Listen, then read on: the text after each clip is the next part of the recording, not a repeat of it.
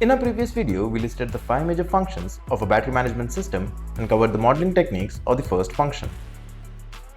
The second function which we are going to cover is estimating the state of health of a battery pack. It is characterized by the gradual loss of its capacity as it ages. While SOC helped us to know how much charge is left within a battery pack, SOH will help us to know its overall health.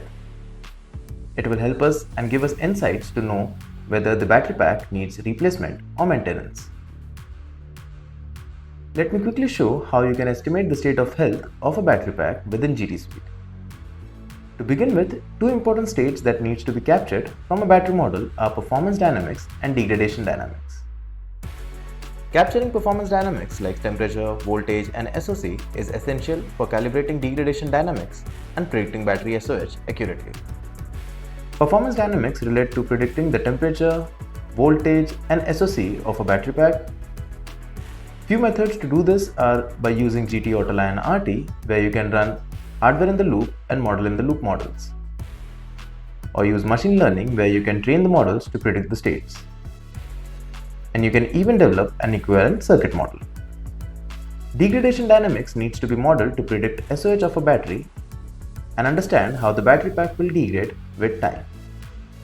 How you can model this is by using GT-AutoLion's pseudo two-dimensional modeling capability to capture the cell electrochemistry.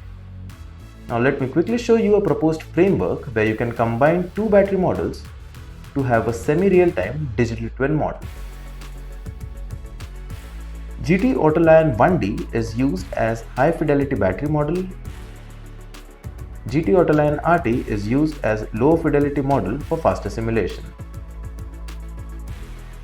Input data from cloud or BMS will be taken offline to predict SOH using GT-AutoLion 1D, while the same input will be used in real time to predict the voltage, temperature and SOC of the cell using GT-AutoLion RT. Root mean square error calculations are being carried out offline between GT-AutoLion 1D and GT-AutoLion RT to determine if GT-AutoLion RT needs to be recalibrated. The main inputs for the model are load requirements, initial temperature and ambient temperature.